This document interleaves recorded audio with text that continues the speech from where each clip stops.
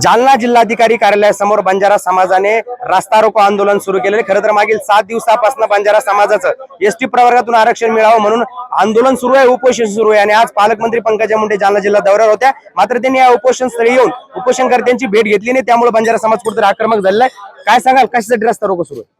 8 दिवसापासून आमचे श्रीकांत राठोड, हरीश राठोड, गोर बंजारा समाजाला हैदराबाद गॅजेट लागू व्हायला पाहिजे, एसटीचं आरक्षण मिळायला पाहिजे, याच्यासाठी 7 दिवसापासून उपोषण करत आहेत। आणि परवा दिवशी जालना जिल्ह्याच्या वतीने गोर बंजारा समाजाच्या वतीने असं भव्य दिव आता isakal.com आहे देशातील नंबर 1 ची मराठी न्यूज वेबसाईट। प्रत्येक अपडेटसाठी isakal.com ला नक्की भेट द्या।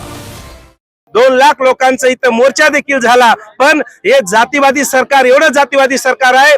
8 दिवसापासून एकही प्रशासनाचा माणूस, सरकारचा मंत्रिमंडळातला एकही माणूस आमच्या 2 बंधूंना कोणी उपोषण स्थळी भेट दिले नाही। आज मराठवाडा मुक्ती संग्राम दिवसानिमित्त इथं जालना जिल्ह्याचे पालकमंत्री पंकजाताई मुंडे इथे आल्या होत्या, लेकिन परंतु इथं उपोषण स्थळी भेट दिल्या नाही, म्हणून संपूर्ण गोर बंजारा समाजाच्या वतीने आम्ही या सरकारचं आणि या पालकमंत्र्यांचं, जातीवादी सरकारचं आम्ही संपूर्ण गोर बंजारा समाजाच्या वतीने जाहीर निषेध करत आहोत। आणि हा रास्ता रोको आंदोलन आता इथेच नाही, पूर्ण महाराष्ट्रभर चिघळणार आहे। याचं तीव्र आंदोलन पूर्ण महाराष्ट्रभर होणार आहे, याचा पडसाद शासन इतरच्या प्रशासनाने जिम्मेदारी याची आहे सगळेच। आता पुढची भूमिका काय? आता रस्ता रोखलाय तुम्ही, आता रास्ता रोको करून आता समाज बांधव जेवढं जास्तीत जास्त जमतील तेवढं जमून आम्ही 2 संघर्ष योद्धाची तब्येत आमची खालावलेली आहे, हरीश आणि श्रीकांत राठोडची।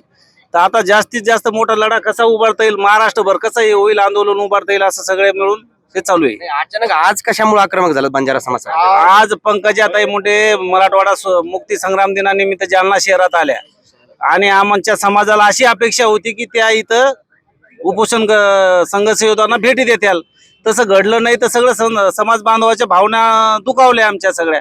प्रशासनाचा कोणताच असा अधिकारी असेल का कर्मचारी असेल, कोणी झाला नाही इथं, अजून त्यांची विचारपूस नाही केली साधी।